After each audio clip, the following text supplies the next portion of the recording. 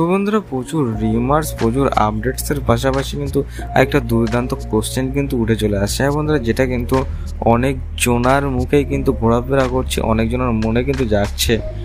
হ্যাঁ বন্ধুরা, ইস্ট বেঙ্গল, হ্যাঁ বন্ধুরা ইস্ট বেঙ্গলের ফরেনার প্লেয়ার কবে আসবে এবং ইস্ট বেঙ্গলের কোচ কালো তো স্কোয়াড দ্যাট কোথায় আছে, সমস্ত কিছু আলোচনা করবো আজকের ভিডিওতে। তো বন্ধুরা ভিডিওটা না স্কিপ করে সম্পূর্ণ দেখবেন।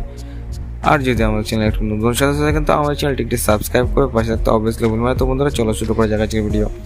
তো বন্ধুরা ইস্ট বেঙ্গল আগামী মরশুম থেকে কিন্তু দুর্দান্ত চমক দিতে শুরু করেছে। হ্যাঁ বন্ধুরা, যেখানটা কিন্তু দুর্দান্ত থেকে দুর্দান্ততর কিন্তু চমক দিচ্ছে ইস্ট বেঙ্গল, যেখানটা কিন্তু আগের মরশুমে ইস্ট বেঙ্গলের প্লেয়াররা আশানুরূপ ফল দেখিয়েছিল, তারপরও কিন্তু খুব একটা কার্যকরীভাবে উঠে আসতে পারেনি আগের মরশুমে। কিন্তু বন্ধুরা এই মরশুমে ইস্ট বেঙ্গল তার দলকে ছাঁটাই করে নতুনভাবে কিন্তু দল গঠন করতে অগ্রসর হয়েছে।